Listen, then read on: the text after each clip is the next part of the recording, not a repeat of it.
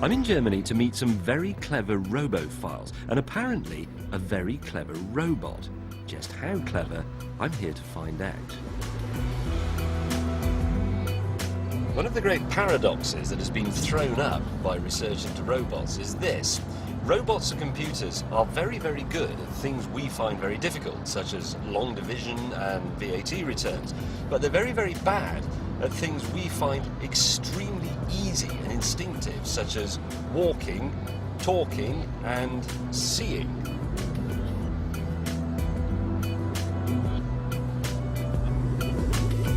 We tend not to think of seeing as a form of intelligence, but it most definitely is. It's not a simple matter of light going into your eyeballs. You also need your brain to process all the information so you know what things are, how far away they are, all that sort of thing. And we tend to forget, but as children, human beings learn to see. And similarly, robots, such as my old mate ASIMO here, must learn to see as well. This ASIMO is the smilier, smarter brother of the one I met at Disneyland. It looks at the world through two camera eyes. We interpret these images as a man waving, but to begin with, ASIMO can't interpret anything at all. Professor Kerner here may as well be a psychedelic swirl of digital rubbish. So, Professor, ASIMO is just an uncomprehending box of electronics. So how do you make him look and learn? Well, we start teaching ASIMO to see just the way a baby starts to explore the world. So if you put an object close to the baby in its reaching distance, the baby immediately attends to, tries to fixate it or to grasp it. So going close to his grasping and reaching distance shows him this is an important object and he should try to attend to fixate. So he's locked on target. Yes. Sort of thing. As long as you are in this close distance, in this reaching distance, the robot will try to keep interaction because any object which is in this reaching distance is very important for him. So if I walk over there, then he will lose interest in you. As indeed he has. Well, that's a very familiar sensation. Yeah. We also can use acoustic cues, calling ASIMO to raise his attention. ASIMO, look at me. Oh, there you go. All right, mate. Once we have ASIMO's attention with an object, you can have a go at identifying what it is. Now, he's already learned about 100 different things. I've got some of them here. I'm going to try them out. And this, incidentally, is merely because his ears aren't really good enough for the voice stuff over a distance. This is a direct tap into his brain. Anyway, ASIMO.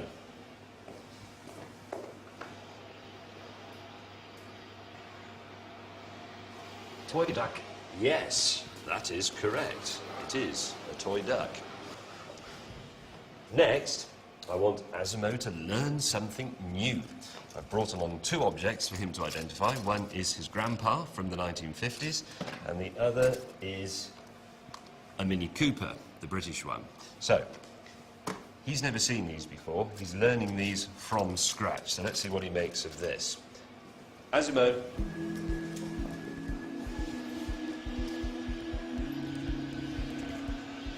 Unknown object. Grandpa. Grandpa, say, yes, this is correct, or no, this is wrong. Yes, this is correct. Okay. That means he's learned it. Now, we'll try that out later on. I'll go back with Grandpa and we'll see if he remembers who he is. Next, the Mini Cooper. ASIMO. Pay attention, it's one of the most important small cars in history. Maybe toy car. Mini Cooper. Mini Cooper. Okay. Right.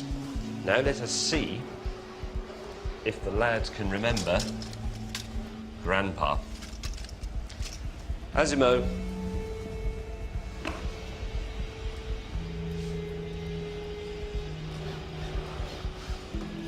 Grandpa.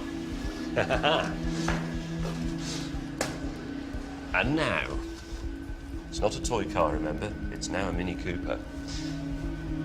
ASIMO.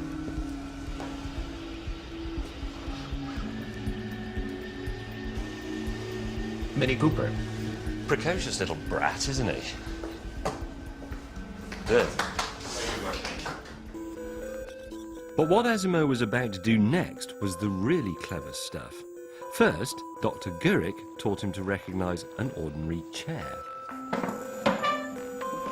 Learn what this flat thing is. But this time, ASIMO is not just learning the shape, it's looking at certain generic properties. The chair's flat, a certain height off the floor, and so on. And once ASIMO's got it, he is to nod. We then showed it an office stool. Now we can see it's a type of chair. But it's nothing like the shape of the first one. So, will ASIMO recognise it as a chair? So he's nodding, saying yes, he recognises that as a chair. Yeah. And just to make sure it wasn't cheating, I got them to show it a table and ask if that was a chair. It's not fooled. Yeah. You saw? Yeah. Shaking. That's very good. Hold on a minute. What you've just seen is a machine making a judgment. ASIMO's identified an object it's never seen before by recognizing its features and working out that these qualify it as a chair.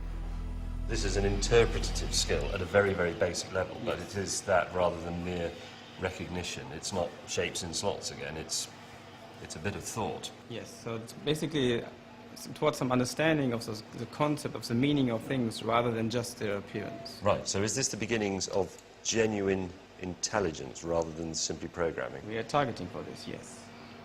How long until he takes over the world? I don't think this will happen. So I'm not so sure. I thought this was a pretty impressive glimpse of artificial intelligence, and the potential is mind-bending. If you can program a machine to think for itself, could you ever program a machine to have imagination like we do? In my opinion, there is a good way of putting this to the test.